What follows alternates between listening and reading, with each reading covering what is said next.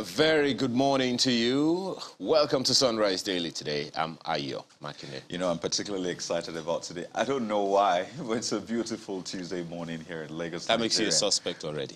Suspect of being excited. Right? Yeah, I mean, we have to prove that. Well, I'm Kayode Okikulu.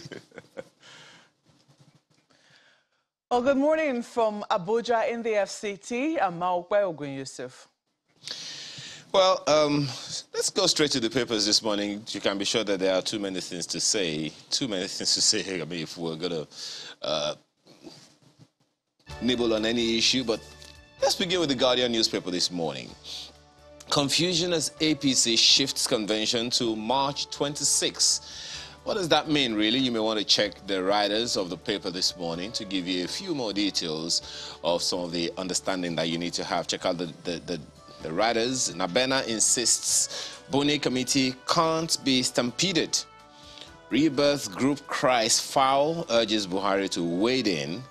Ex-PGFDG blames scramble by governors, wants CECPC reorganized.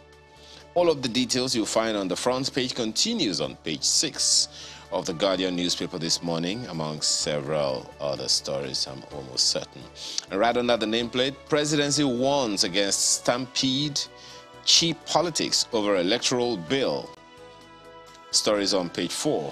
Find more of that on the inside pages of the paper this morning. We'll take a look at Nigerian Tribune. Similar big story on the APC's convention. After 7-hour meeting, APC fixes convention for March 26. Reverses self on zonal Congress. Aspirants, others fume. 3 governors behind postponement. That's according to sources. So yet another page in this series of intrigues within the APC. It's at page 22 read this morning. There's an update on the ASU strike, by the way. NANS gives FG ASU 7 days to resolve AMPAS, and that started yesterday, so 6 days to go, I believe. Begins mobilization of members for a nationwide protest. FG ASU meet today. Thankfully, FG has found ASU now, because the talk was we're looking for ASU. So that was actually a little funny. Yeah, I'd love to hear the behind-the-scenes story, how they were found. You know, what exactly happened. You know, did you send IRT out? You said FBI, Interpol. You know, big questions to ask. Oh, and speaking of IRT, just on top of that nameplate, my health is deteriorating, says Abba Kyari, as court refuses his bail application. Suspended disappeared man's 500 million naira in damages from NDLEA. That's the Nigerian Tribune this morning. Markway. Let's take a look at the front page of the Vanguard for you. Well, Mr. and Mrs. definitely something to look at this morning. But look at this. Upsets as APC shifts, fixes convention dates in hours, initially postpones convention indefinitely, hours later, backpedals, announces March 26 date. Convention activities begin March 24, end March 31.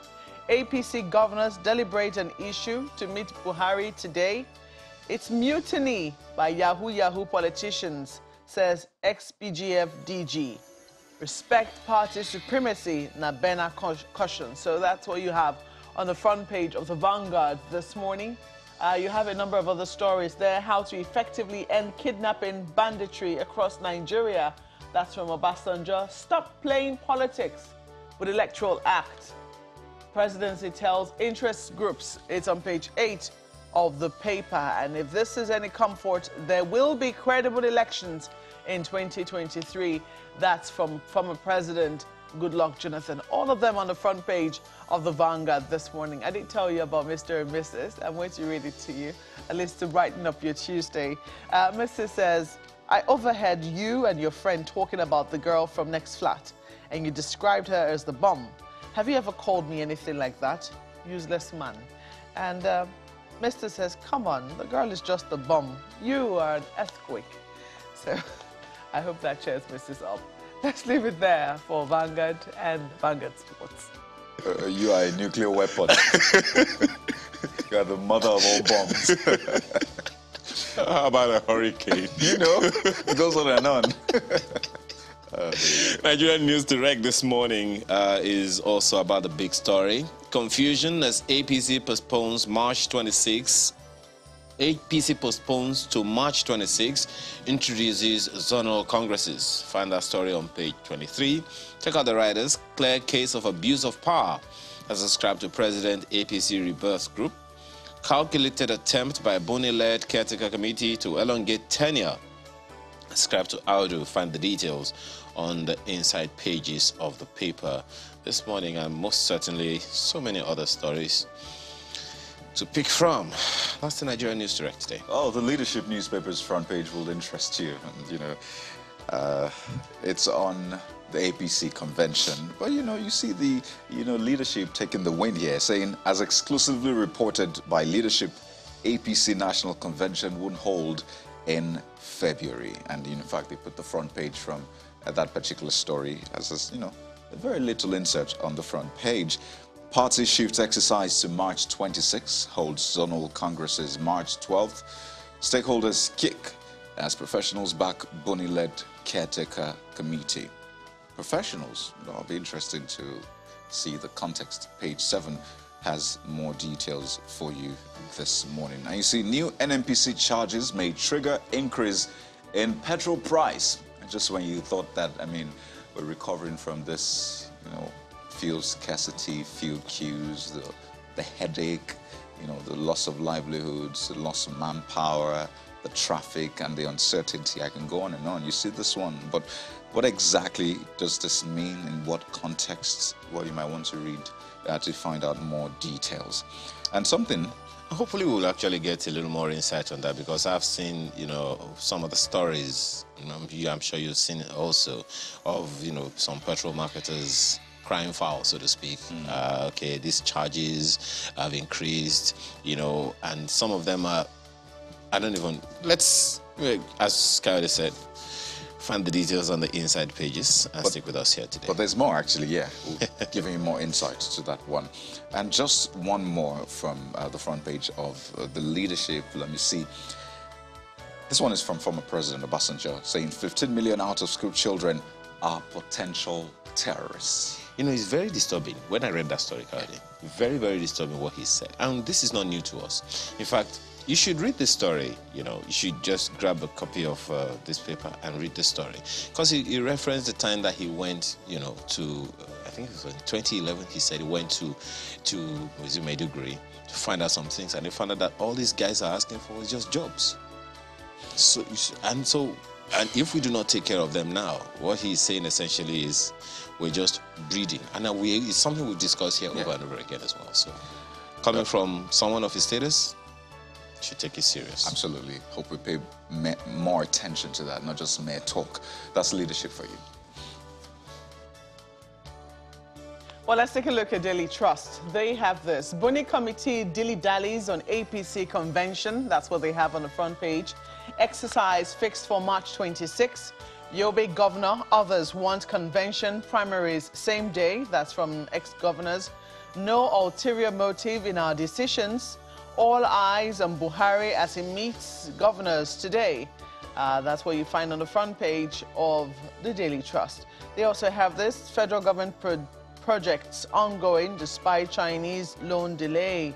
That's from Lai Mohammed. And what Boko Haram told me in 2011, Obasanjo is speaking right now. It's a page 4 read for you. How terrorists bomb NSCDC commander, 5 others in Niger. A story broke yesterday that there was a bomb attack somewhere in a village in Shiroro. Yeah, remember where the dam is? Yes, there was an attack there. The story is on page 8 of the paper. Presidency to critics, don't play politics with electoral bill. And look at this. Unijust student accused of killing girlfriend turns deaf in court. So you find all of the details on page 14 of the Daily Trust. Let's leave it there for the paper. Well, quickly, New Telegraph is next on our lineup, and it's, of course, on convention, congresses.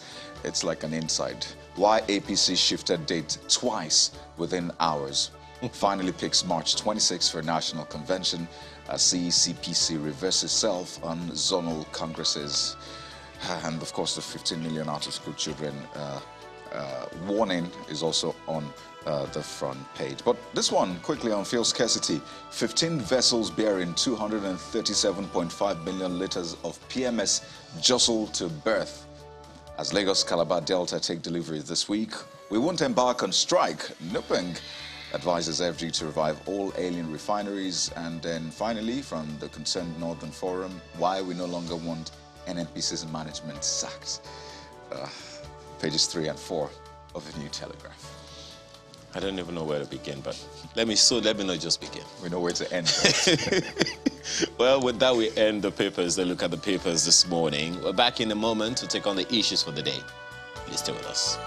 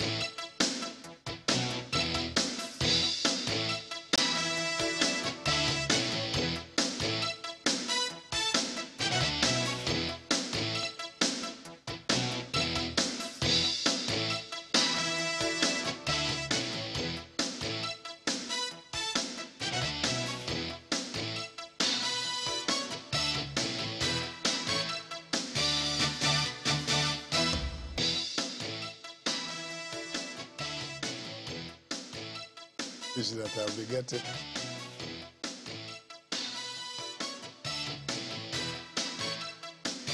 That is important. Well, we're talking about the fuel supply situation. What is it like where you're currently at?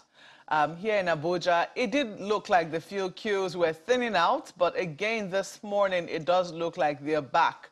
What is the situation this morning? Or to give us an idea of what could be happening at the retail outlets, we have with us this morning Mr. Billy Gillis Harry, who is the National President, Petro, and as a Petroleum Products Retail Outlet Owners Association of Nigeria. Right, a mouthful.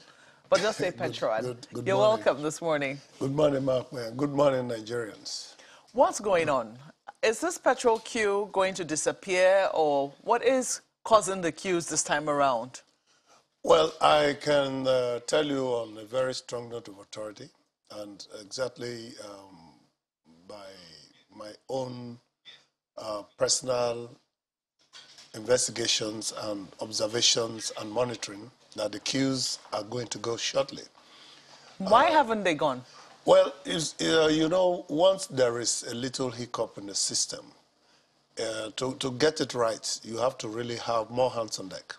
And that is what we, as an association, have, impressed on NNPC, PPMC, the authority, the securities, especially the civil defense that is actually working so hard to make sure that there is order and there is discipline. And the authorities so far have responded, and they're responding very well too. Give us a brief. Last year, I'm begging pardon, last week, it does feel like it was last year, but last week we were told that, 2 weeks ago, we were told that, there was a supply glitch, something happened with the petrol, adulterated petrol. Yes. And we understood that it was going to mop up the adulterated fuel, yes, and then to supply cleaner fuel to Nigerians. Yes. We understood that was going to take, some logistics. And we understood that that already caused a hiccup in the system. We saw just what happened last week, that things were a bit tight. In fact, it got rather desperate for a lot of Nigerians, some of whom had to patronize the black market, as it were. But this is where we are now. Today is Tuesday, and we thought that by now, we saw it start to ease up by the weekend, and we thought by today they ought to have disappeared. But that is not the situation as we speak here in Abuja. On my way to work this morning, it seemed that the queues were back. That's what it looked like. So can you tell us what happened from the weekend till now?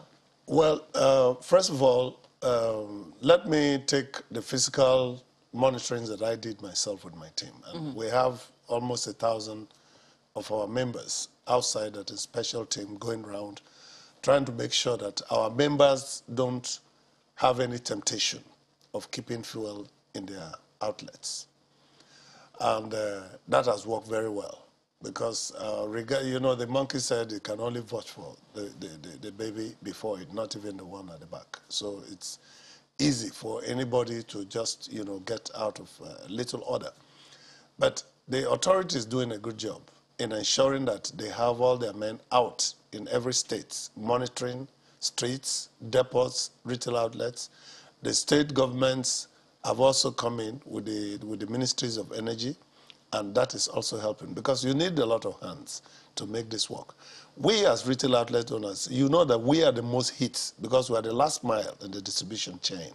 So we are careful to ensure that the public is adequately informed and they know exactly what's going on. For instance, today, the authority, immediately they finish testing a particular shipment, they even reach out to the marketers and us, the retail outlet owners, you know, to let us know what's going on. And that is a big plus for the Farouk-led authority.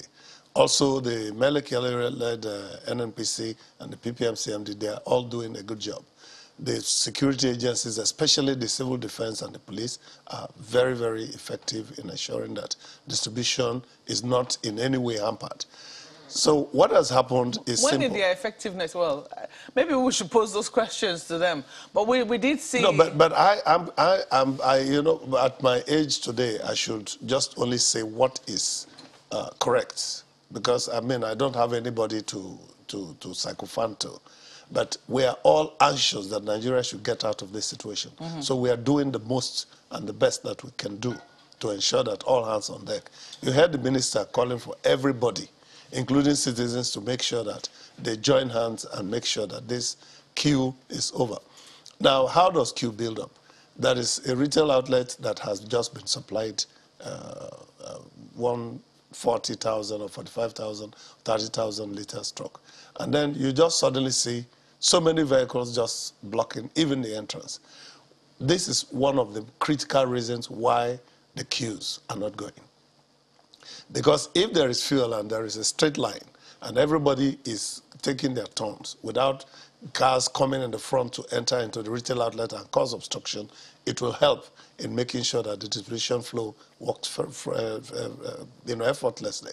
Some people will come out from the out gates, which is wrong, which is completely wrong. Because once you block the out gate, vehicles inside cannot come in. Which is basically why I asked you, when did the police set in? Because right here in Abuja, from the stations that we monitored, there was a lot of indiscipline. And this is something that we can predict oftentimes. The question is, you know, do the people who, when this kind of situation arises, do they also foresee this sort of situation and try to forestall it, knowing that there will be those who would, you know, exhibit strong marks of indiscipline and try to restore some order at the filling stations? Well, I will not speak for them, but I can only tell you what I know, because I know for sure, especially the civil defense, they are working in every opportunity they are given. Right now, if you go to the depots, the loading arrangements as supervised by the civil defense is very efficient. The police, the DSS, everybody is ensuring that when vehicles are to be loaded, they load at the right time, the authority gives approval, and then products are moved out immediately. What we are asking is we need to fast-track it. We need to speed in the process. We need to get more hours to work. Retail outlet owners are also, you know, encouraged to please stay beyond the 6 o'clock time. So let me ask you, yes. I'm sure there'll be challenges for that, but let me ask you if the NNPC retail outlets, are they a part of Petron as well? Those well, some of them are. Yeah. And of course they should be. They should be, because so long as you're a retail outlet, you're ordinarily supposed to benefit from the services provided by Petron. So some of the stations are, and then we do hope that the ones that are members, of course, you see the Petron logo in the station. Okay. And that is how you know that this is a registered card-carrying member of Petron that is following the rules and the orders given by the National Executive Council of Petron. And it's working very well. I of have course, that question. yes. Yeah, because the NNPC, when Mr. Farouk was briefing about what should happen to try and ease the situation, he did say that they have asked NNPC retail outlets to start 24 hours, not just loading, but also retail as well to customers. Yes. Would you not know if that eventually happened? Well, it's easy to give the instruction and hopefully expect that it should be obeyed, but there's quite a lot of hiccups in loading petroleum products, as you can imagine. There will be the need to make sure that payments are made efficiently, because you just cannot take products out without paying for it. Payments are made, products are scheduled, the loading batches are created. What they've done now that we know as retail outlets is that they are fast-tracking. Something that ordinarily should take maybe like 2 days to do, they're trying to crunch it down to doing it in 4 or 5 hours. And that's commendable. So I really commend the efforts put by the authority, put by the NNPC, put by the PPMC, the security agencies in trying to make sure. What we're asking is please do more. Do more so that we can clear out this backlog of vehicles that are there. And call directly to us, in Petron and tell us, look, we have products and so just like what we found out yesterday, that we are being called directly to let us know, look, we're going to give product to this area so that we can see that they're also doing their own due diligence. Where they see a lot of queues, they want to make sure that that is taken. So there's a lot of creative ways that is coming in to make sure that this whole process is ameliorated and taken care of. Let me flip this to Lagos. I understand my colleagues have questions for you. Gentlemen. Okay. Well, great to speak with you again, Doctor. I recall the last time we had the conversation, it was, right in the smack of this. And from the talk we had, the Ip-Man head was also here. It sounded as though this was going to end in a few days. And if there's anything, I think Lagos is probably feeling the heat more than Abuja, even though that's arguable. But I know that a lot of filling stations have challenges, and sometimes it's good to also hear their side of the story, because what an average person thinks is they're hoarding the fuel. They don't want to sell. They're trying to, make gains. But it's good to get the side of their story. So there talks about challenges lifting this product. Is it challenging? At what cost are they lifting it? Because I've heard some say, well, we're lifting it at 165, so how much do you expect us to sell in the first place? So is that something that is rampant? Well, I can tell you right away that that is very true, because most retail outlets are not getting directly from NNPC, as you can tell. There are, other methods by which petroleum product is distributed through the retail outlets. We buy from NNPC. Anybody that is actually buying directly from NNPC is expected to sell at 165. But if you're going to buy products from third parties, like the depots that have, bulk allocations, the price is going to be different. And we have actually called on the authority to ensure that they give us, a better environment, that the depot owners and the depots themselves cooperate with us. And I think that is already coming on, so I don't think that it's going to take a long time for that to also fizzle out. But right now, the reason why most retail outlets are selling far above the 165 is just the problem that you have explained, and that is the truth. So we are hoping and calling on the government to ensure that more products are given directly to the marketers and the retail outlets, and so that we can sell at 165. So you're saying that this can only be solved by government, am I right? Well, the reality is that, the reality is that if I buy petroleum product at 165, I cannot sell at 165 because there's logistic costs. If I buy at 159, as it's supposed to be, I'm duty bound to sell at 165. And we indeed insist, that we should all buy at the price that PPMC has published, so that way we can sell exactly at 165. Is that to say that the NNPC is also, I don't know what word, for want of a better word, making money from those who pass this fuel to the depots? Because one is wondering if the reality is known to the NNPC, for instance, that, you know, if they sell it higher to the depots, to the private depots, it's only natural that they sell higher. So what kind of conversation, in your opinion, is going on between the NNPC and these private depots? Well, we are not, well, a few of us are also private depot owners, but so far, some of our members, some Petron members who are private depot owners are not selling us at a higher price. So we are hoping, you know, that all the depots will also do the same thing. But you see, it's a matter of economics and pricing. So which somehow we need to, you know, pay attention to from the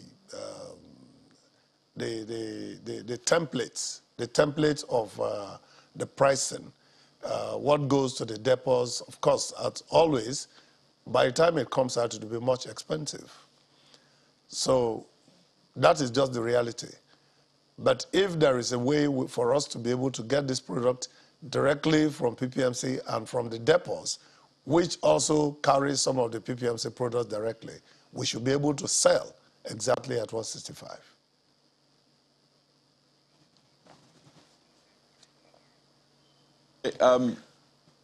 How are we proceeding now? I mean, what is the guarantee? Is there a conversation around price? Could that also be forcing the hoarding by your members? This issue of pricing, if we're not agreed that there should be an increment, because the official rate we know is still 165. Well, you see, it's good for us to be honest. All right? If I buy a petroleum product at 165, I'm not going to sell at 165. So that is a clear case, and I make that case for my members. So I would like my members to be buying product at 158, 59. So it makes it easy for us to be able to keep that price regime. The pricing template has different, values, and those are some of the things we are doing as an association. We're trying to reach out to all our senior sister organizations, and they are all willing. Everybody is willing to make sure that Nigeria don't suffer. But if they bought at a certain price, they will also not sell at a loss. So these things must be discussed very transparently. And that is why we have always advocated for deregulation. While the discussion is going on, what should be happening? Well, what is going to happen is, as I speak to you today, I'm very much aware of the authorities' insistence that everybody must buy product at the PPMC price and must sell at 165. And the authority is ready to enforce that. So we, as retail outlets, we are in support of that. And we really want that to be the case. For instance, today, I have over 1,000 retail outlets that have, shown willingness and ability to pay for petroleum products. So if we are called to say, send these people, they all bulk purchase agreement holders with PPMC, and they also the authority licensed petroleum storage and sales companies. So if we have that speed, nobody is going to say that he bought product from anybody, a third party. From a third party. He must sell at the price. And for instance, yesterday, some of our members who sold above the price, we as an association held them accountable. We got the authority to wade in and ensure that they are made to sit up. Yeah, that is what we can do as patriotic organization. But we actually need much more conversation around this and get it going. But these issues, as it comes up, it only whips up some values that we should be able to address. And we believe that the authorities, the NNPC, the PPMC, even the security agencies understand that Nigerians don't need to suffer. Because petrol is a very critical, input into growing this economy. So it's very, very important that we try to get it right at all times. Well, we'll certainly keep in touch with you in the days to come, especially as we continue to monitor what the situation is at the retail outlets. But we have to thank you very much for coming on this morning. Mr. Billy Gillis Harry is the National President, Petroleum Products Retail Outlet Owners Association of Nigeria, Petron. Thank you so much for coming on. Thank you so much. Gillis. I like the name, but my name is Gillis. Gillis Harry. My apologies for that. Thank you so much. Well, thank you. This morning we have to take a break and we'll be back shortly to discuss something else. Please stay with us. Is not prepared to reform the electoral process through the new bill. And I won't be surprised if the president doesn't sign the bill. There will always be excuses. Been in this game since 2018. Whereas the APC, as an opposition political party, was campaigning for electoral reforms. Right? The party is not prepared to allow the status quo to change. Status quo that promotes rigging of elections, violent elections, inconclusive elections, and the tribunalization of the electoral process. I'm talking of, asking courts or tribunals to determine the winners of election as opposed to the people. So, the ruling party wants the situation to remain. Hence, there is no prayer on the president to sign the electoral bill into law. It's a challenge to all Nigerians. Once the 30-day period expires, the bill goes back to the National Assembly, and Nigerians have to mount prayer on the National Assembly To override to override the veto of the president. Yeah, we can't go on like this.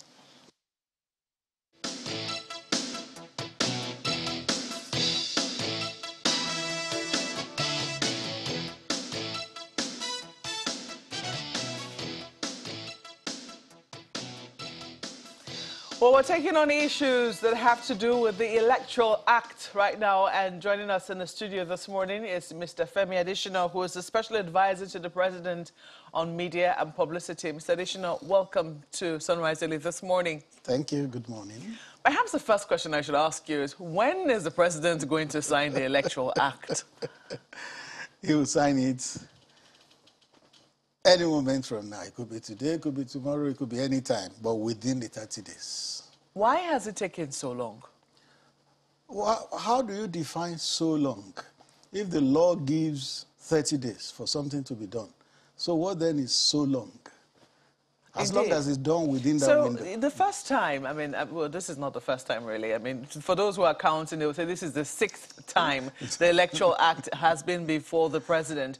But let's talk about the 5th time, when we were quite optimistic that in a matter of no time, as a matter of fact, the president was going to put pen to paper and sign the Electoral Act.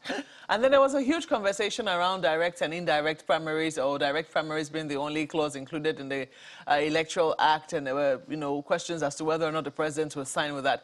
It took all of 30 days for the president to finally make up his mind. In fact, some people count 31 days before he eventually sent it back to the National Assembly with the reservations that he had. Some people say that if it was just that reservation alone, it shouldn't have taken all of 30 days. Looking at the fact that we're running out of time and then it's gone back to the National Assembly, they've done it, they've made the adjustments speedily, and they've sent it right back before the end of January. January 31 is what you have remembered as the date it was sent back to the president. They did their work in good time, and they were hoping that the president will show that alacrity in terms of the time needed to eventually get this underway. Why is it taking so long? It brings us back to the earlier question. I answered, how do you determine so long? If the Constitution gives a time limit, do it within 30 days. and the 30 days have not elapsed, then you can say it's so long. The intention of as the long as Constitution, it's done within time. It cannot be that, you know, you have to take up all of the 30 days every time that a bill is sent to you. It is a window within which you can look at a bill. Yes. But for a bill as important as the Electoral Act, shouldn't we show some speed and some, you know, prioritize it, show some, attach some importance, so to speak, you know, in terms of what time in which we pass such an important act? Do you also know that order is better than speed? You can be in such a rush that you muddle things up. But when you do things systematically, methodically, orderly, the chances of making mistakes and committing errors are reduced. What and system is why, in place right now? What system are we putting in place this time around? How exactly do you mean? You just talked about system and method. And yes, we stay within the constitutional requirement, which is that do this within 30 days. Are you saying that the 30 days will be exhausted first before it could be today. Eventually? It could be signed today. It could be signed tomorrow. That's what I'm telling you. Well, what it has given is now, because today is the day that CSOs have now said they're going to, you know, be marching to try and get the president to look at this bill and understand the importance they believe should be attached to this bill. I think they have a day of action today. But it has given room for people to now start giving other reasons why the president might not want to sign. You heard Mr. Femi Falana there, a senior advocate of Nigeria, saying that the ruling party has no intention of signing this, of asking the president to sign this, or it's not to the advantage that this is signed. Mr. Falana, you've heard new controversies Mr. around... Falana is a senior friend, but he will be surprised this time. He will be surprised. In a matter of hours, he will be surprised. In a matter of hours? Yes, not days. Hours could be 24 hours, it could be 48 hours, but not days, not weeks. You also issued a statement yesterday asking Electoral... I don't know who precisely you were asking, maybe CSOs or who, I don't know. Could you tell us precisely who you were asking to stop playing politics with the Electoral Act? No, it's a combination, not just CSOs. Because some of the CSOs were actually being prodded. By who? That's why we said stop playing politics with it. Some of them are being prodded. By who is the question? No. We know what we know. We know what we know. Some people who use every opportunity to want to foment trouble in the country. And it doesn't have to be so because it's our country. Those who are in government are stakeholders in the country. CSOs are stakeholders in the country. So Nigeria does not belong to one set more than to the other set. That's what we're saying. Have there been any reservations this time around by the president on signing this Electoral Act? No. You know, before the president will put pen to paper on any legislation, also particularly this one that has to do with our electoral fortunes, it has to be looked at and looked at and looked at. It has to buy opinions from different stakeholders. And having been satisfied that the necessary due diligence has been done and he will not be making any error, then he will sign. And I tell you that Nigerians will get to hear about this bill in hours. Let's flip this to Lagos now. I understand my colleagues have questions. Well, Mr. Adesina, one of the natural questions that comes to mind is some of the issues that the CSOs have raised. And, well, maybe, as you said, you should look to the hours. But then, you know, there are those who wonder if INEC, for instance, needs a certain number of days within which to make the announcement, release the timetable and all of that, and the law that is supposed to guide the election is not in place. That's part of the reasons that people are asking these questions. So perhaps that underscores the reason my colleague has been asking, why is it taking so long? No, all those people who are raising those issues do not know better than INEC.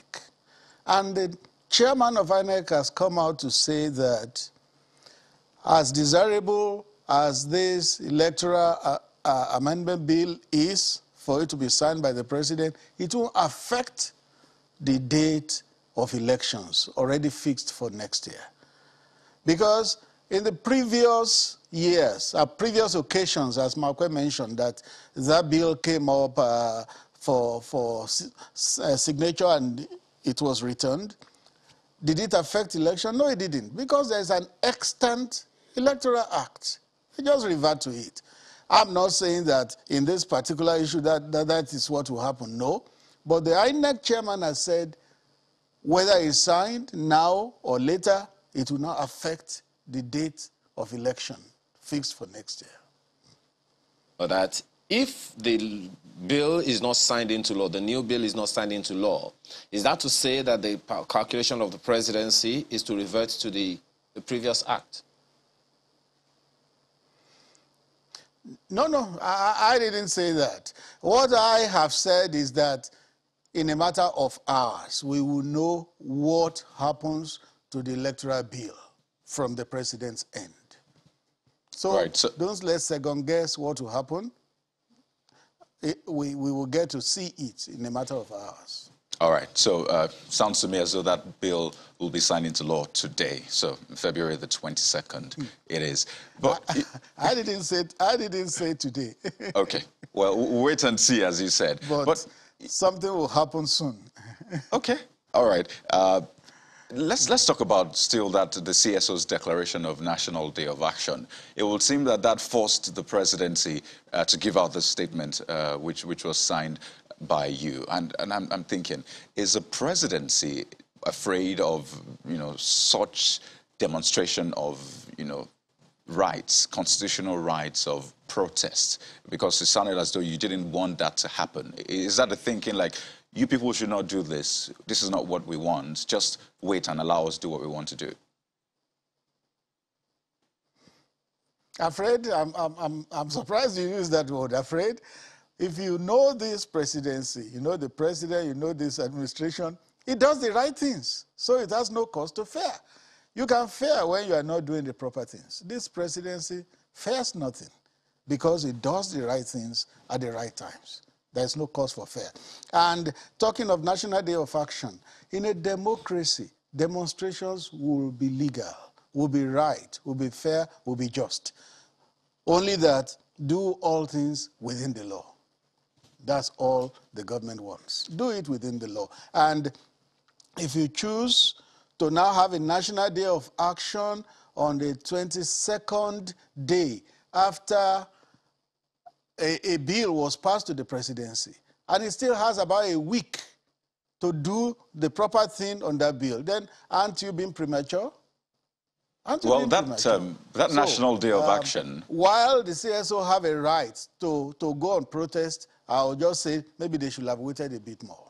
Okay, so that National Day of Action is predicated upon the time frame, as has been mentioned earlier, 360 days to give notice for an election. If it's meant to take place, February 18th next year. So by the calculation, I thought, you know what, this is the last day the president has to sign, which is why I also said that, well, the president might just sign it today. But regarding that National Day of Action, are you saying it might be unlawful or wrong to carry out that act? I just want to clear that out. Unlawful would not be my word.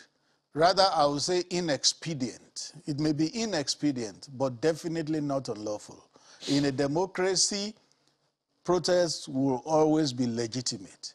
But are they expedient? No. I'll say having that National Day of Action today is inexpedient because there is still a window of about a week for that bill to be signed. And like I said, a revert will come on that bill in a matter of hours, 24, 48, but definitely not exceeding the 30 days that the Constitution requires. It's interesting that you put hours into 48 when 48 hours makes 2 days. But, I mean, you're a journalist, so I'll give it to you. I understand. It's still hours. I understand. even if it's 3 days, it's 72 hours. Even if it's 360 hours, it's still hours. I understand. But, you know, when you said the other time, Mr. Additional, that in a democracy, protests and all are legal, are permitted, aren't they avoidable? I mean, because if people expect that some things should be done by certain, institutions such as the presidency, and they're not done expeditiously, it is the reason for protests. So isn't it avoidable to have these protests by just doing things as expeditiously as necessary? When you say expeditiously, and there's a window, there's a time frame, if it's done within that time frame, it is still expeditious. That's just it. As long as it's not done outside the time, it is still expeditious. Okay, so this is what, correct me if I'm wrong, Mr. Additional. So this is the thinking I'm having. The CSOs declare a national day of action and say the president should or must sign that bill into law if we're going to meet the time. And perhaps the presidency had been making plans to actually get the president to sign or to make that announcement on the same day of the National Day of Action. So is this trying to take the steam off the CSOs so that it is seen as though you didn't force us to do this? We want to do it on our own volition. Am I right? Well, you said the CSO said it must sign. There's no must in democracy. There's no must. Who gives an order to an elected government? Well, the best they can do is to go and get elected. You don't give order to an elected government because millions of Nigerians elected that government. So you can't come and say you must do this. There's no must in democracy. Well, the no must is conditional, and Mr. Additional. But that's not even the question. The president, okay. Pardon me, the must is conditional. If we will meet the time frame, so the president must sign on the 22nd, if we will meet that time frame which INEC has said. So it's a conditional, I mean, it's not a force, I imagine. But the question is this coming out to take the steam of the CSO saying, you didn't force our hand, we wanted to do it anyway, so don't try to take the glory for this one? If there was an attempt to take the steam out of what the CSO are planning, then it will be signed yesterday. Because today is the day of action, and today has come. So if there was any intention to take the steam out of it, then it will have been signed yesterday. All I'm trying to say is that the CSOs have a right to do what they are doing, and government also has a right to sign when it will sign. Let's look into the nitty-gritties of this bill. There are talks about meetings that the president has had and Clause 84 in that bill. So the thinking is that the president, yes, will sign this bill into law, but then will make or call for an amendment to that Clause 84, which has been quite contentious. We've seen that with the PIA. The president signed but sought an amendment or re-amendment in this case. So is that the thinking also? Would we be seeing a re-amendment to this Electoral Act when it's eventually signed? There's always room for that in our democratic setting. Look at the PIA that was passed in August last year. I think about 2 amendments have been sent to the National Assembly. So there's always opportunity to do that. If there is an issue, if you look at our statement yesterday, it said that that piece of legislation must be made as near perfect as possible, near perfect. In other words, it recognizes that it may not be completely perfect. And that's why you have the window of sending amendments to the National Assembly. But since we are not out of time, since the executive is not out of time, it wants to make that piece of legislation as near perfect as possible. And then after it's been signed into law, if there are other areas that need to be looked at again, of course, an amendment can always be sent to the National Assembly. So, indeed, that clause... Why this, please go ahead, Mark. Well, that's why we're wondering why the president, didn't sign this the first time. I think it was the governor of Rivers State who pointed it out, that for bills which the president considered important to him, he signed with immediate alacrity, almost, and then sent those bills with amendments to the National Assembly to say, I have signed, but please could you take a second look at this pieces of legislature. It's not a rule. It perhaps isn't, but that's what we've seen in bills which have been earth-shaking, so to speak, which the administration considered landmark, both for the National Assembly and even for the executive arm of government. And people thought that this Electoral Act should qualify along that realm as well. You don't think so? No, no. What I'm trying to say is that it is not a rule that the president will always sign and then seek for amendment later. Things can be done right as long as they are done within the time frame. Okay, so it isn't true indeed that the president can sign within the time frame, but the problem right now is the time. My colleague has raised the implications that has been brought to our attention, that if the president signs later than today, there could be implications for the timetable as released by INEC. This is some of the fears that they have. That hasn't been brought to your attention. That is not what the national chairman of INEC said. Look at what he said. He said it will not affect the dates already fixed for election next year, no matter how it goes. That's what the chairman of INEC said. Is there a desire on the part of the president and presidency to see that this Electoral Act is also used for some of the off-season elections? Because some people will say that, that will be a way to really check if this Electoral Act is the way to go. You have said that since this is going to affect our fortunes, what we're looking to do is produce a near-perfect bill. I think those are your words. Yes. If that is the situation, wouldn't it be the desire of the president and the presidency to see that, indeed this thing is put to test in some of these off-season elections we have, and perhaps any amendments made before we eventually go into the general elections in 2023? The moment it is signed, it becomes law. The moment it is signed, it becomes law. So it can be used for the off-season elections, which will not come till maybe June and July for Osun and Ekiti and all that. The moment the bill is signed into law, it becomes a law that is effective in the country. Well, you have counted, you said 21 days. The president still has about a week. For those who are also counting alongside with you, I think that's why they are now afraid that it's taking 21 days. The time is about to run out again. And the president will not sign this thing. He's going to come up with another excuse and send it back to the National Assembly, amend it another time again, and then you can send it back. And then on and on it goes until it's too late to sign this Electoral Act. No, I think and they have good reason to exercise those kinds of fears, because the president has done it before. No, some people just revel in muddying the waters when there is no reason to foment trouble. They go looking for one. No, but Mr. Additional, let's be fair to the people who bring up these fears.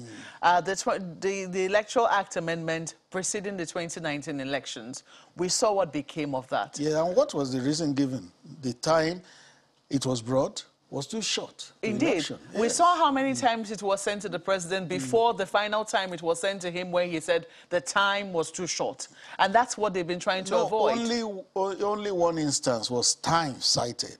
The previous ones, there were other reasons. Exactly. So there were other reasons, and it kept on going back until finally it was brought to the president, and then he said the time was too short. So there's precedent for their fear. There is, history, trailing the fears that people exercise, or the anxieties that they have over the president not signing the Electoral Act 21 days after it was sent to him a second time. What I would just tell those people who fear is that rather than fear, they should fear their own fear. With President Buhari, he's a straight man. He will do what he wants to do, which is best for the country. All those who fear unnecessarily should begin to fear their own fear. There's no reason to fear. I think just the second time, just before, I don't know whether to qualify this, the second time of the second coming of this Electoral Act, just to also make sure that everything was okay. CSOs also went into great pains to look at grammatical errors of syntax, etc., to ensure that, when it is sent back to the president again, he doesn't have these as excuses, because that has happened before. If there are drafting errors, should it still be signed? When we can perfect those things, when a president appends his signature to glaring drafting errors. How does it portray Nigeria? So it should be made perfect or near perfect. That's what we're saying.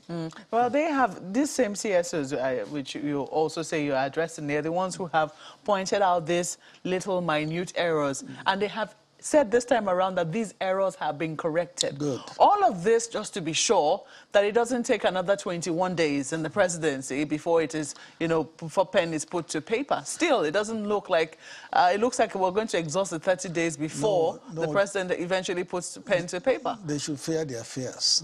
Nothing like that will happen. Oh, we have a break at this point. We'll come back and continue this conversation, perhaps on other matters as well, especially what the president will be doing to those who brought in bad fuel. Just stay with us.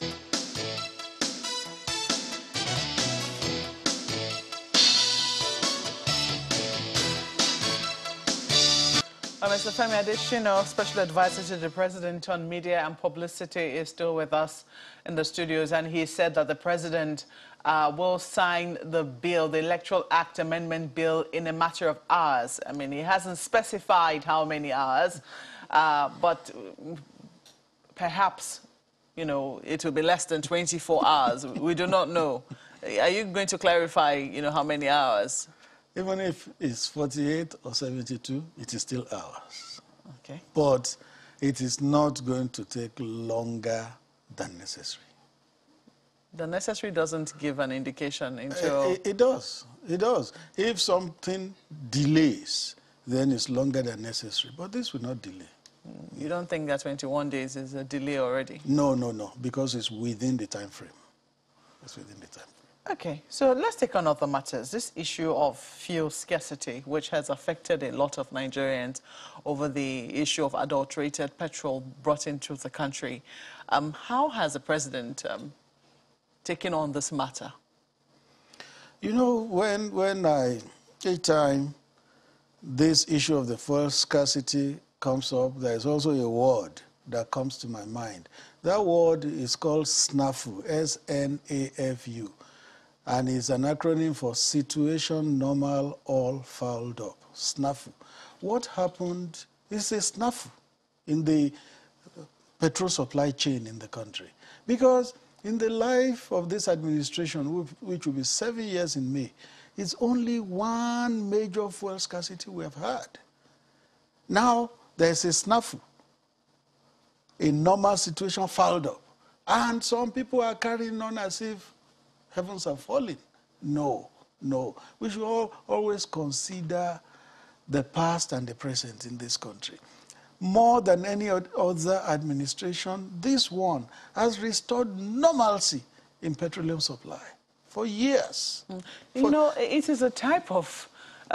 it's what has caused this particular one. Yes. You have termed it snaffle. Yes. That the situation was fouled up. Yes. Isn't that correct? Yes. The situation was fouled up, and this was done by people in, done by, will I say oversight, was committed by an oversight. Shouldn't there be questions, queries, and if possible, heads rolling over this sort of oversight that has caused great pains to many Nigerians? People have spent hours, days in some instances, at filling stations trying to get petrol. Some people have had their cars damaged as a result of what has happened. And these are all inconveniences to Nigerians that were totally avoidable, but because of a slip or an oversight, this has happened. Isn't that something that should be happening within the presidency? It's regrettable that Nigerians have had to stay hours on end at petrol station. My driver goes to also queue up for hours before he gets fuel. It has happened to everybody. Some people have had their car engines damaged. Very regrettable. But then we should not forget that it is not a routine or regular occurrence in the country. And if there was oversight, there is already a structure that can deal with that. And we have been told that it's going to be looked at. Even the House of Representatives has resolved to probe what happened. So it's not as if some people are culpable, then it will be overlooked. Mr. Adishino, I mean, this is not the first time we've been in this country where the House of Reps has looked into a situation that has to do with petrol. I mean, you and I were both journalists in that period when the House of Reps looked at an issue that had to do with petrol subsidies. And we understand that at the end of the day, what came out of the House of Reps or even the National Assembly as a whole was considered a mere resolution by the executive arm of government, and that did not need any action from them. We know that when action really needs to be taken, it should come from the executive arm. Well, it could come from the National Assembly, but precedent shows us that oftentimes that is not the situation. So beyond what the House of Reps is doing, has there been any further interest by the executive arm of government as, you know, empowered in the presidency to take a second look or to ask that it be done speedily, some interest to show that there is some importance attached to this? Definitely, definitely. There has been a meeting of all the stakeholders in the sector, which held at the presidential villa. And the directive from the president is resolve this thing within the shortest possible time. It doesn't mean that there will not be sanctions eventually against those who are culpable. But that is not the interest of Mr. President at this time. The interest is reduce this hardship, eliminate it completely through adequate supply of fuel. That's what Mr. President is involved in. There is a structure that deals with infractions, and that will happen. Well, there's so many questions that have been raging in the minds of Nigerians. Just yesterday, we spoke with the Standards Organization of Nigeria, and they were saying, oh, they have the ability to test petrol or any sort of, you know, product that is brought into the country and let the PPMC or, you know, the agency in charge know just what is inside of the petrol. So there have been questions as to, is it that the petrol that is brought into the country is not tested? Because for a number of people, much as this can be a one-off glitch, it was a major glitch. It was a major glitch, and it was a totally avoidable glitch if systems were working. So the question is, what happened to the systems of checks that ought to have ensured that this sort of glitch was picked up in the nick of time? Yeah, but the question also will be that if that system worked for 6 years running, and that glitch didn't happen, from that glitch, lessons can then be learned. That's just a simple conclusion I can reach. If it worked for 6 years and you didn't have that glitch, you didn't have cases of adulterated fuel coming into the country, recall that under the military, particularly under General Sani Abacha, we had cases of adulterated fuel.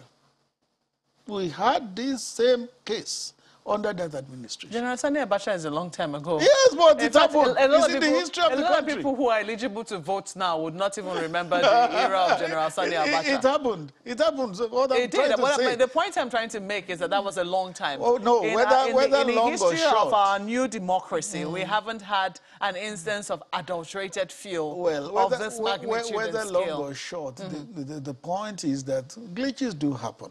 This one has happened, and the country must learn from it, and it shouldn't happen again. Let me flip this to Lagos. Gentlemen.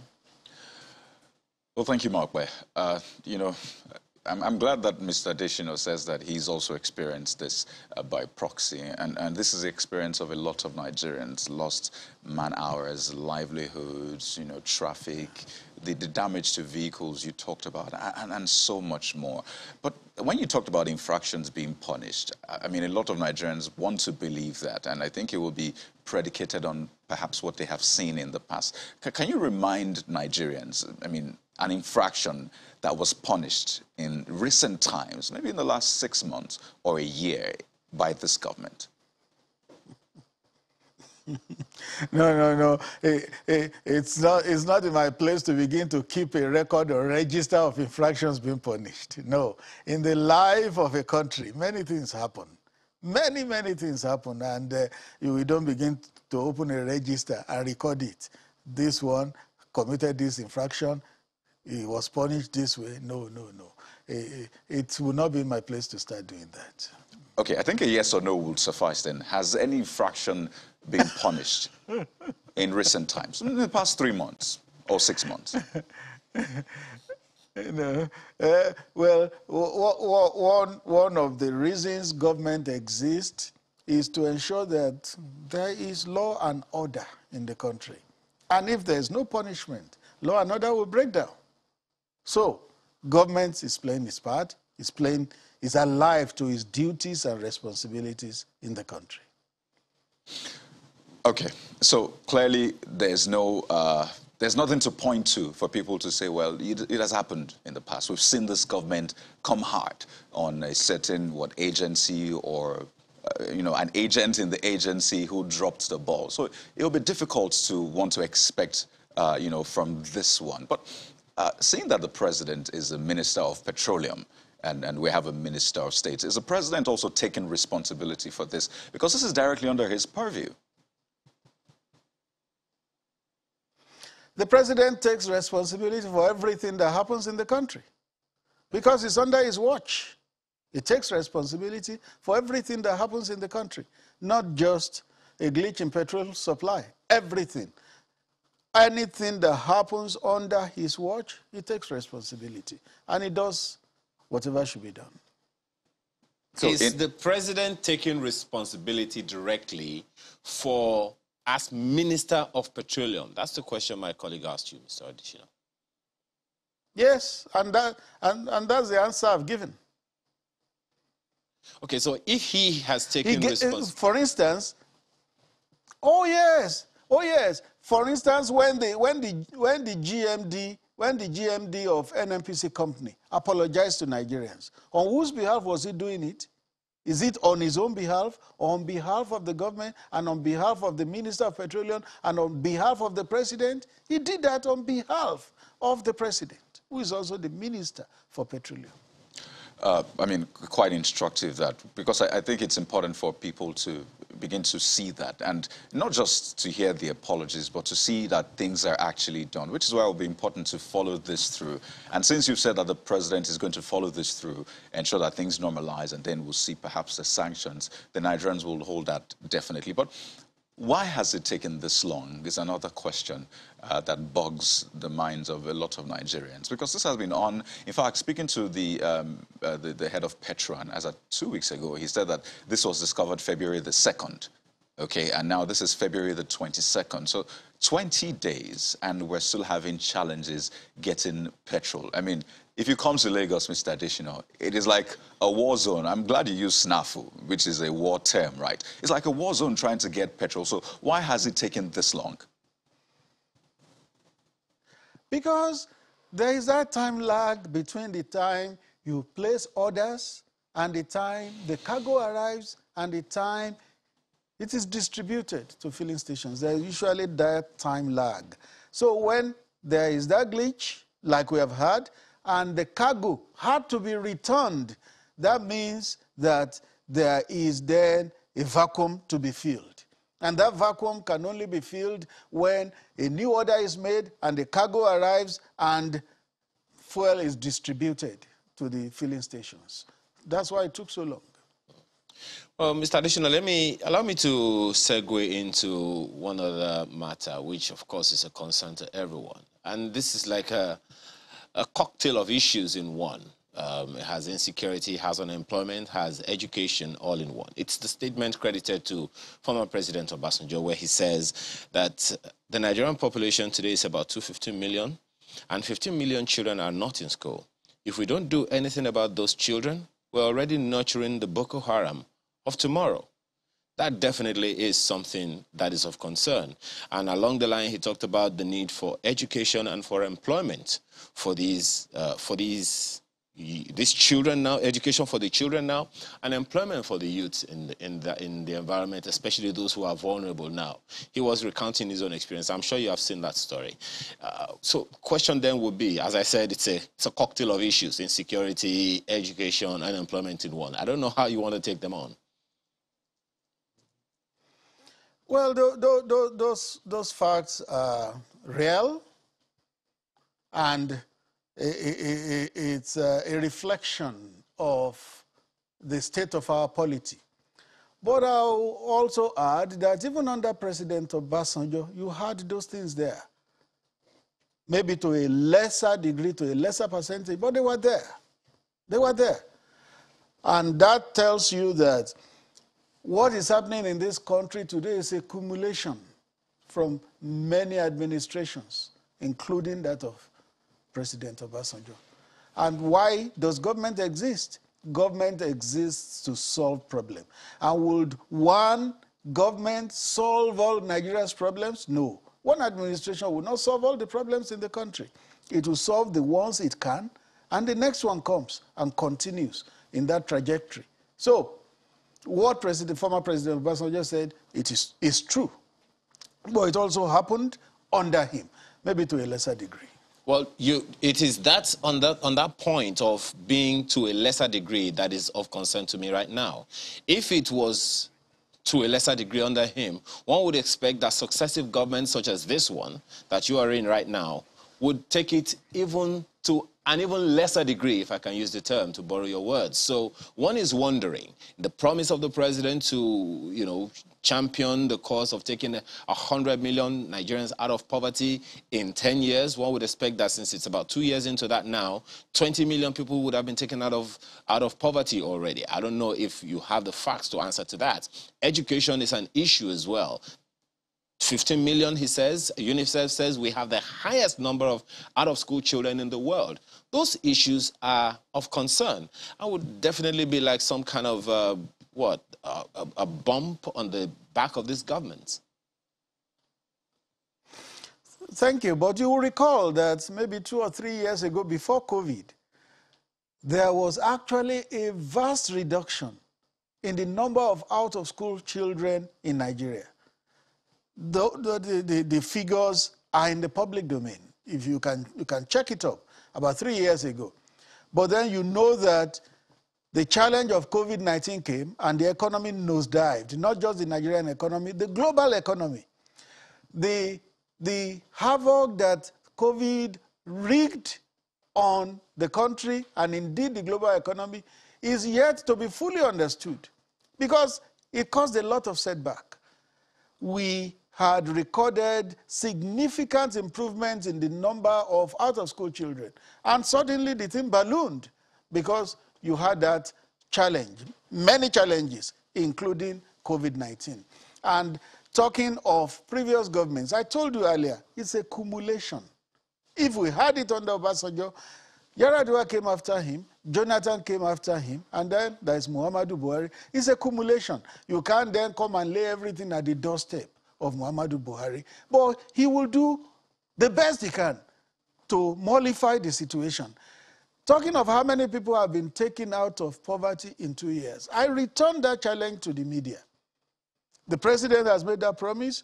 Why can't the media investigate by talking to the right agencies in government? There is Ministry of Labor and Employment, there's National Directorate of Employment, all those. Why don't you do an investigation to come out to say, in 2 years, this is actually the number of people that have been taken out of poverty? Well, we don't have to return it to government at all times. It's also our duties as media people to investigate it. Well, Mr. Adesina, even the ones that are statutorily responsible, I mean agencies, for doing certain things have not. The National Population Commission, for example, there hasn't been a census, except you want the media to carry out the census for Nigeria. So, I mean, there are things government agencies are meant to do that are not even doing it. We essentially are meant to get these things at the tip of our fingers. But let me quickly take this to politics, because you said that the president, tries to wade into these issues to sort them out. But politically speaking, the APC has been going through a lot of, back and forth. Just yesterday, a letter was sent to INEC saying that they'll have zonal congresses on March the 26th. The same day, another statement was put out that, okay, you know what, it will be the convention on that day, and then we'll have the zonal congress earlier. So many things happening. I just wonder, to what extent is the president involved as a national leader of the party, involved in what's going on in the APC right now? Because it doesn't look like, things are really going smooth. Every party has its issues. And it's not just APC that has issues. Every party has its issues. One party that has sacked all his national chairmen. The national chairman over the years left office involuntarily. Was that party APC? No. So all the parties have issues. Your question is, what is the involvement of the president? The president is like the national leader of the party. And so he's interested because he derived his own legitimacy from the party. He was elected on the platform of the party. Today, for instance, is meeting with all governors elected on the platform of the party. That is an involvement. Remember that when the Maimala Buni committee came in, it was because the president got involved. There was like a standoff in the party between the former national chairman and some members of the National Working Committee. And the president stepped in, and we have this caretaker committee coming. So the president is a member of the party, is a leader of the party, and is involved in the fortunes of the party.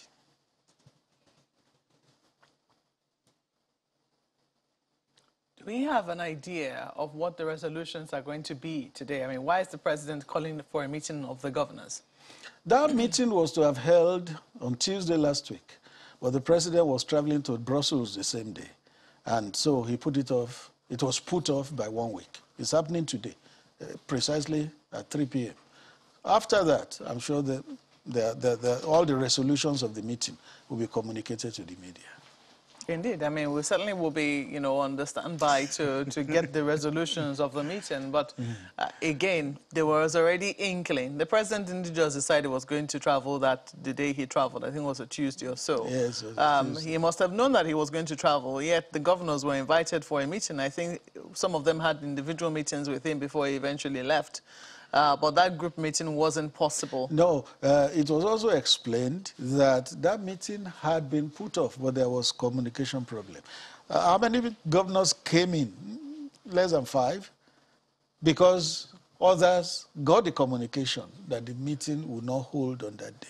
Mm-hmm. It was those who didn't get it that came in. Yes, but there was also inkling that on Saturday or so, which was supposed to be the date, 26th, I think, is the date of the convention initially, yes. 26th of February, there was already inkling that it wasn't going to happen anymore, considering the fact that the president was traveling and that if he was going to return on Saturday, it would leave less than a week for the planning of the actual convention, and there was still a lot left undone. That couldn't have been the reason. That couldn't have, because the party has its apparatus. And the apparatus will continue to function even if the president was not around. So the postponement of the convention is not because the president was not around. Okay, so what do we make of this, will I say, this law now? Because right now it would seem that the CECPC has lost a lot of ground in terms of trust with members of the party. Some people have said, the February 26th date was sacrosanct and nothing was going to move that date, considering how many moves they had before that time. Is there going to be some reshuffling or some reconstitution, or do you have an idea of what will be happening with the CECPC? If it's not broken, why do you fix it? You don't think it's broken? No. Every party has its issues. Every party. We know one party that held its own convention months before it should have held, and when it elected a new national chairman, he couldn't take office until the date in which the previous national chairman will have his term expiring. He didn't become the legitimate chairman until that date. So it happens everywhere. It happens. Let me quickly take you up on this issue of security as we wrap up, because I know that there will be plenty of time for politics. The political actors will be coming in right after you. But this issue of security, we understand that there was a bomb attack yesterday in some villages close to Shiroro, around the Shiroro area of Niger State. And there are questions. I mean, before now, I think it was the governor of Niger State who had come to the villa and had talked about, the incessant attacks that he had experienced in his state, leading to the death of close to, of 200 people or thereabout, some of them including security personnel that of groups that he had set up. So there are questions as to what attention we're paying to the proliferation of, or will I say the expansion of the activities of people who would like to term terrorists, especially considering the method of attacks that they're currently taking on. Yeah, your precise question is what attention? And I will say great attention. Great attention. If there is anything this government is paying the greatest attention to, it is security. Because whenever the president itemizes the priorities of his administration, he will say, we will secure the country. And then he will add that you cannot effectively manage an organization, a state, a country, unless you have secured it. So it is number one in its priority, and then next will usually be, we will revive the economy, and third, we will fight corruption. So security is number one in the priorities of this administration. If the security challenges have not been sorted out, it will not be due to lack of trying. A lot of attention, a lot of funds, have been invested. What do we know about the attack that happened in Shiroro yesterday? No, I do not have the details. Maybe the governor, as the chief security officer of the state, will be able to say, I heard it over the news, maybe just as you heard it. But, of course, every attack is worrisome. And remember that the epicenter of bombing was in the northeast, Borno particularly. That bombing has reduced by 95%, if not more. There was a time in this country that bombs went off 3, 4, 5 times in a day. But we don't hear all that again. So it shows you that if that problem was tackled in the northeast, particularly in Borno, it will be tackled in Niger State, where it happened. Well, Mr. Femi Adesina would like to hold on to your assurances, and I believe that the people of Shiroro, too, would also like to hold on to your assurances, especially as they continue to, ask questions about, the security situation, especially in Niger State, in the light of what the governor, revealed sometime in January this year, qualified almost as a bombshell by itself. So I certainly know that we'll keep our eyes on what is happening there, but I believe that, the security agencies will also be given details of what they know about that attack, even as they continue to hold on to your assurances. We have to thank you very much for coming in this morning. Mr. Femi Adesina, a special advisor to the President on Media and Publicity. We'll take a break. I already did say that we were going to be talking a little more about politics, and the political actors will be coming in soon. There'll be a lot to be said about the now shifted APC convention, but that will be in a moment. Please stay with us. We have agreed and approved that the activities of the National Convention commence from the 24th of March and terminate on the 26th of March. The convention's activities commence on the 24th of February and will terminate at Eagle Square of National Convention on the 26th of March. In between the convention, we have agreed to have zonal congresses, and all the activities is hereby given. Conventions activities commence from this month on the 24th of February and shall terminate on the 26th of March. In between the convention activities, there shall be a zonal congresses.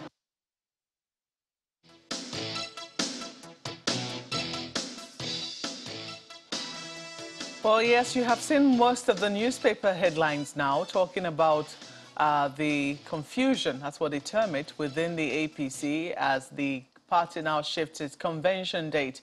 That's the announcement being made by Mr. John Akpan, Senator John Akpan Odoedehe, on what the party has decided to do. And there have been kicks within the party, usually, or would I say majorly, led by the APC Rebirth movement. We have with us the convener here, Mr. Aliyu Audu, who is the convener of that movement, the APC Rebirth movement. You're welcome to Sunrise Elite this morning. Good morning. Thank you for having me. Well, thanks for coming. There have been questions as to what your reaction was going to be with the announcement of the APC, your party, that the date of the convention has now been moved from February, when it was initially thought that it was going to hold. How have you received this? I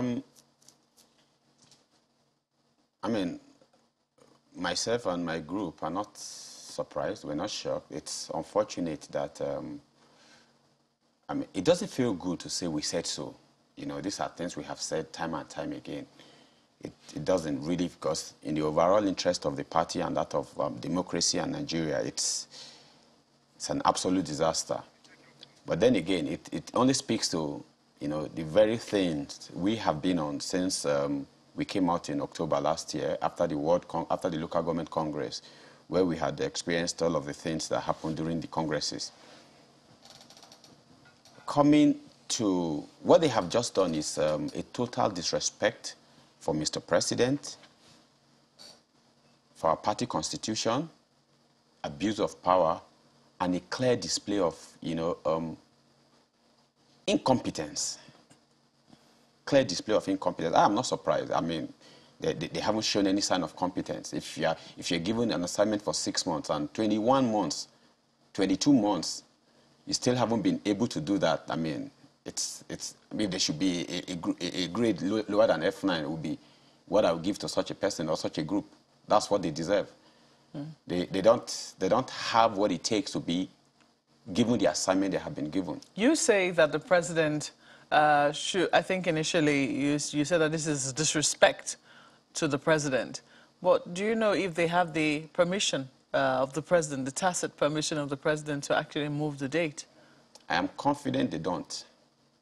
But I know they will play around. They want to play on our intelligence like they've always done.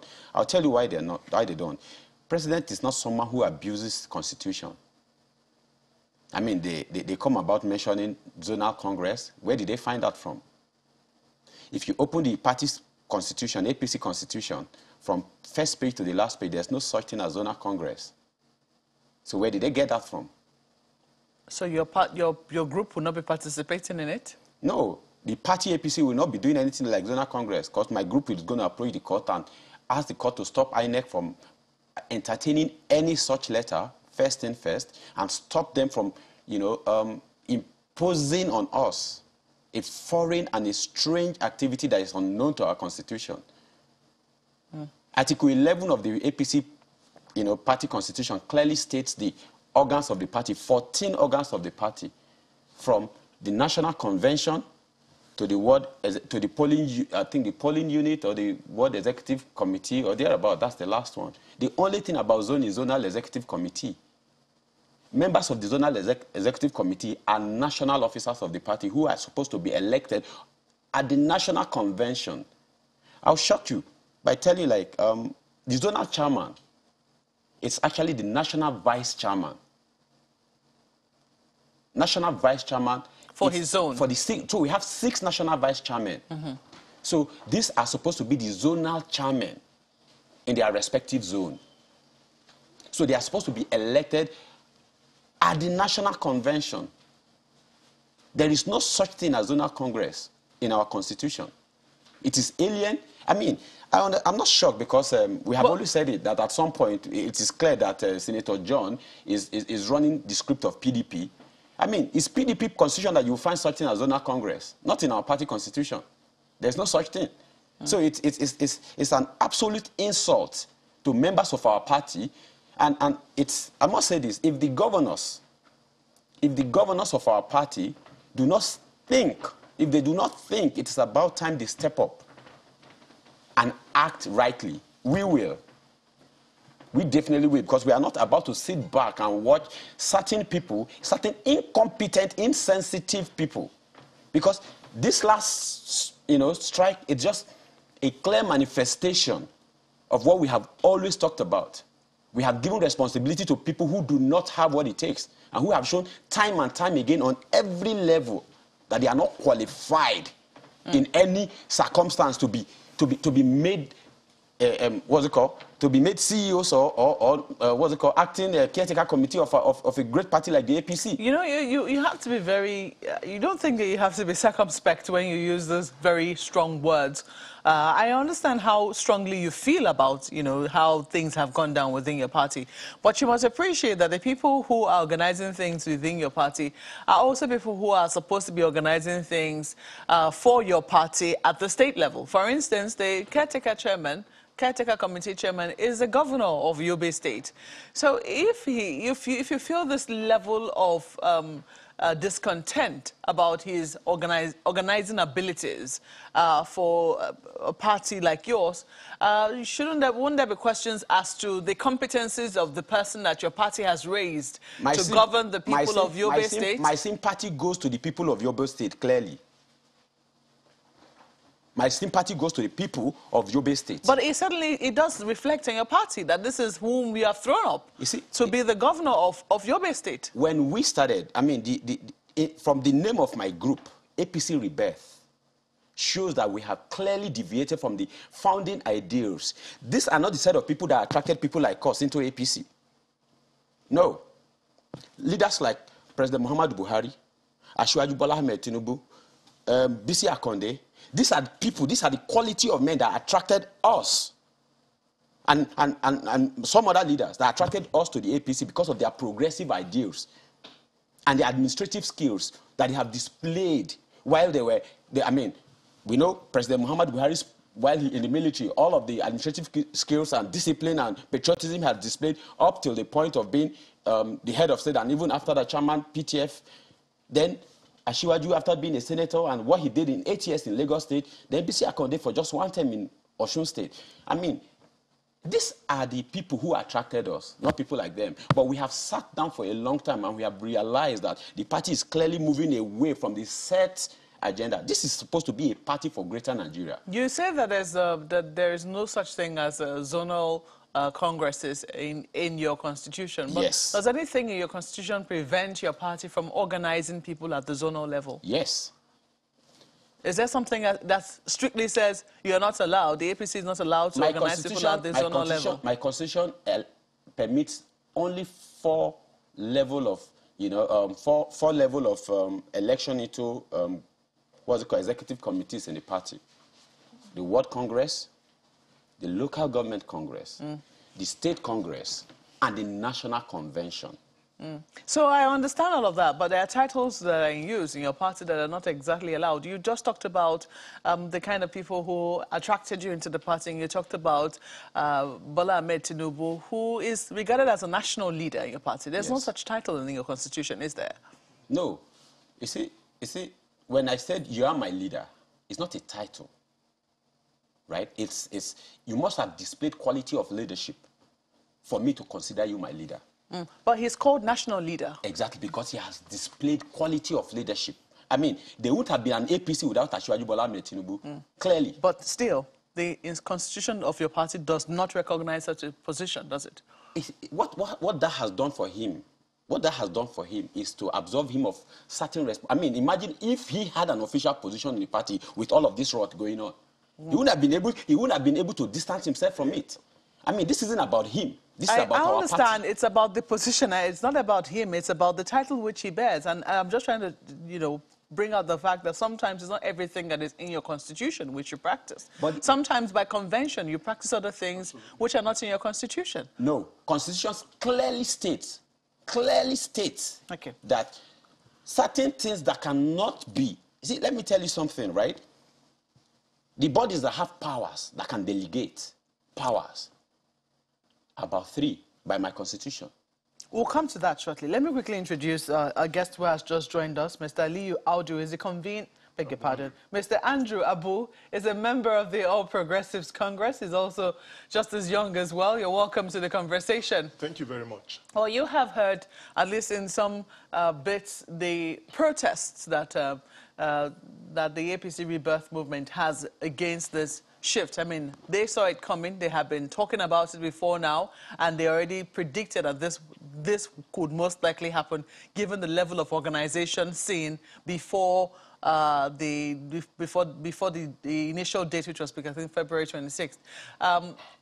Did you see it as well? And what are immediate reactions to this? Okay, so I'm here to speak as an APC member and a supporter of the party and a supporter of the government. And that doesn't take away the fact that I'm going to be speaking from a difficult point because it's probably not like a popular view, you know, with the young people in the party.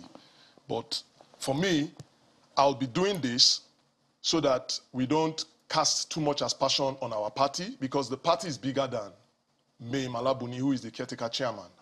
You know, so I would not make certain statements or be very hard on the party because we have a chairman who a lot of people have called incompetent and called all sorts of names, which doesn't speak well of, you know, our party.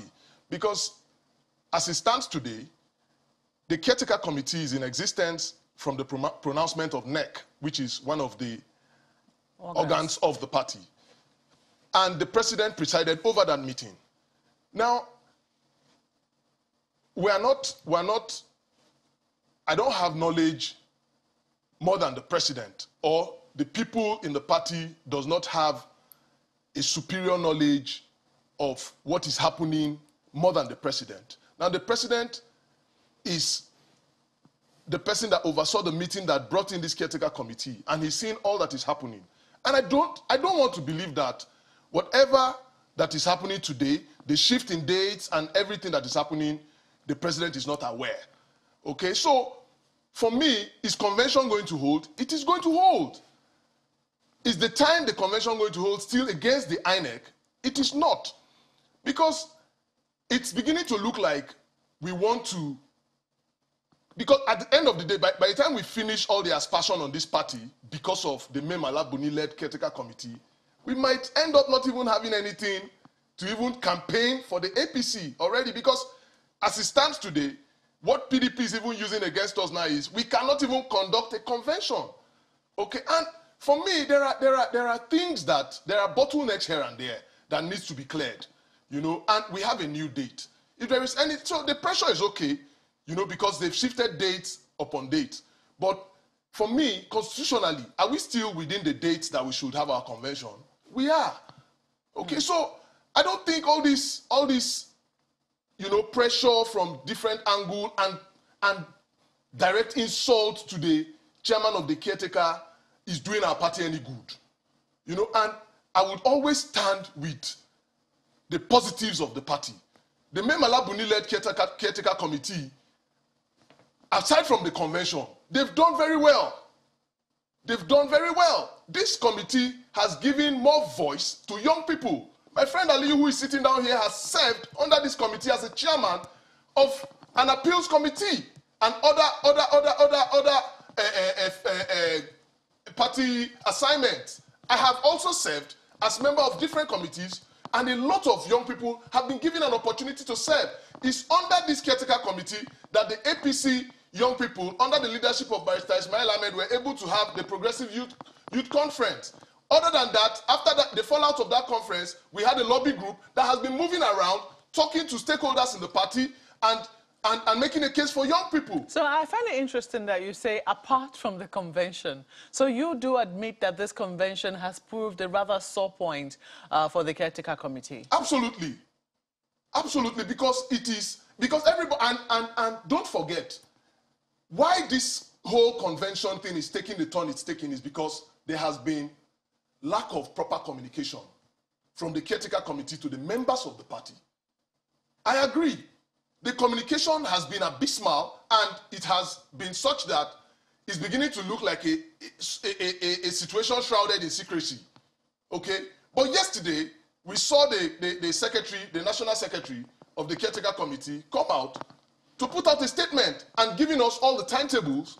You know, so if there is anything young people and members of this party should be doing right now, is how to put their acts together and see how they can get in to fill in the respective position that has to do with the national convention. It will seem that the point of Mr. Audu is not just how to, even though some people will say that if the caretaker committee was put in place and the primary assignment given to it, the major assignment given to it, was to ensure a smooth transition to another body, organize a successful convention, and it has not been able to successfully do that.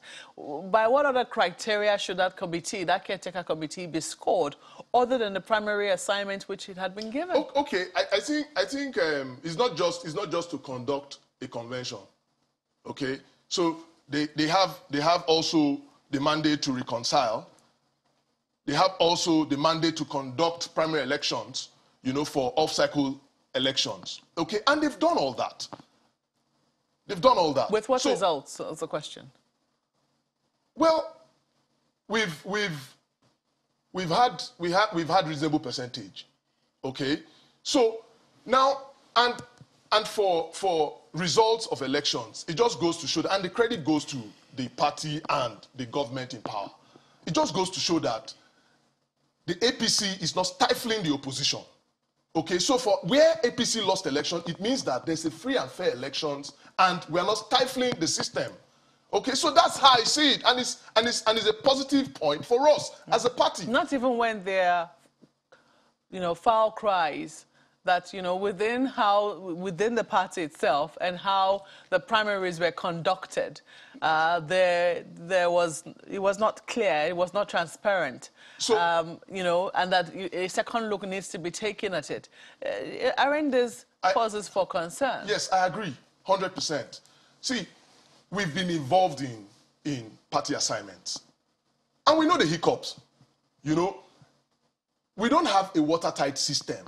We have a system where people can always capitalize on the loopholes and do whatever they want to do, which is most times from selfish reasons. A lot of times. And I'm telling you, most of the elections we've lost in recent times have come from within.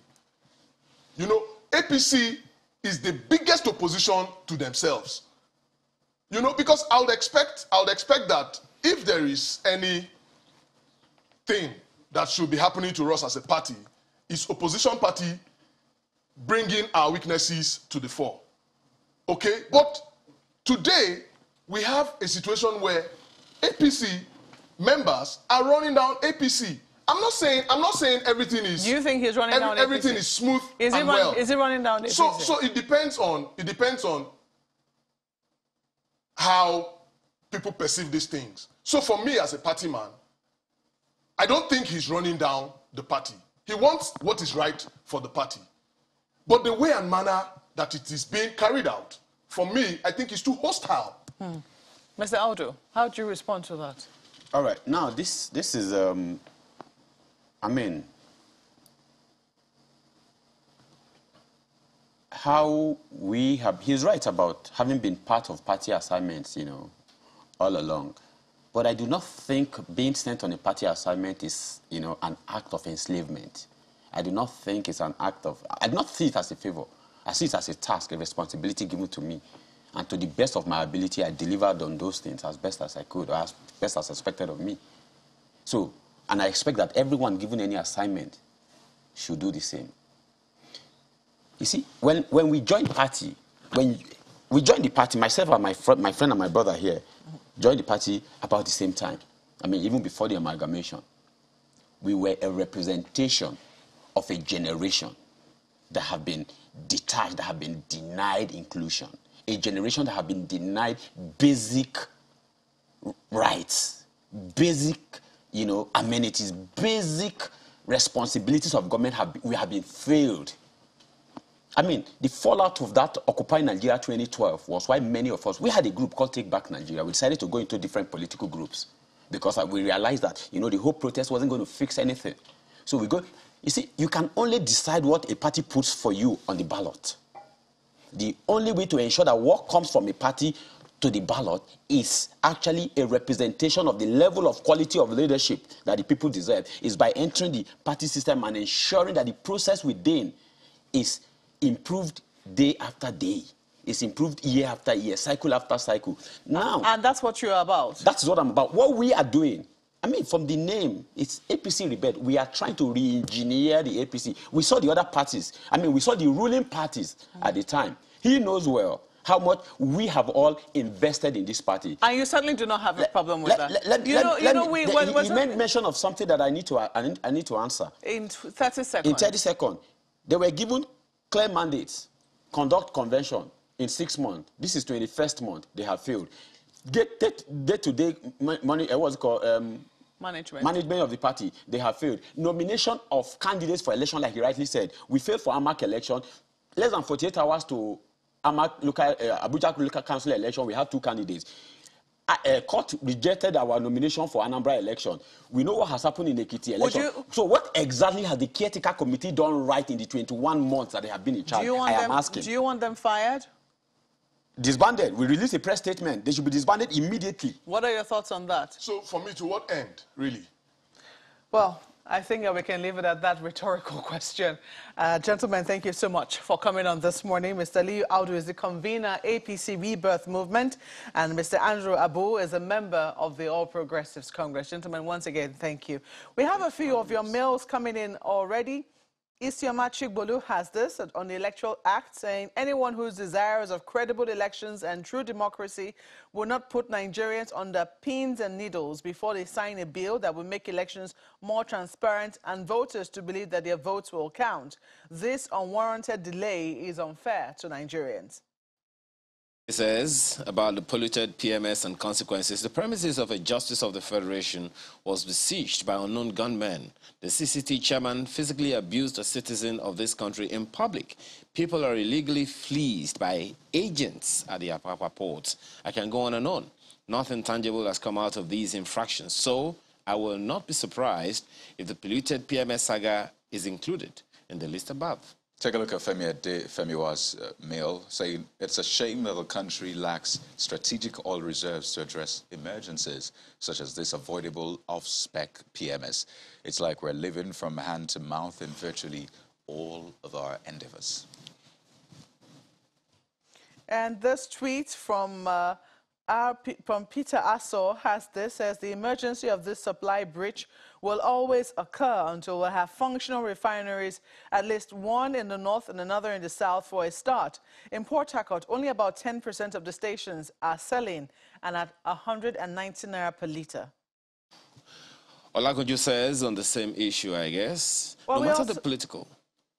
Okay. Tweets Olagunju Oladele and Festus Akimboyewa. Well, we'll try and take them tomorrow, but thank you so much for being a part of the program this morning and for sending in your tweets and comments. We appreciate you. I'm Maokwe Yusuf. Well, today is 2222 in my native Yoruba language. That tutu means cool. So have a cool day. I'm Kayode Okikiri. I'm Ayo Bakide. Have a wonderful day.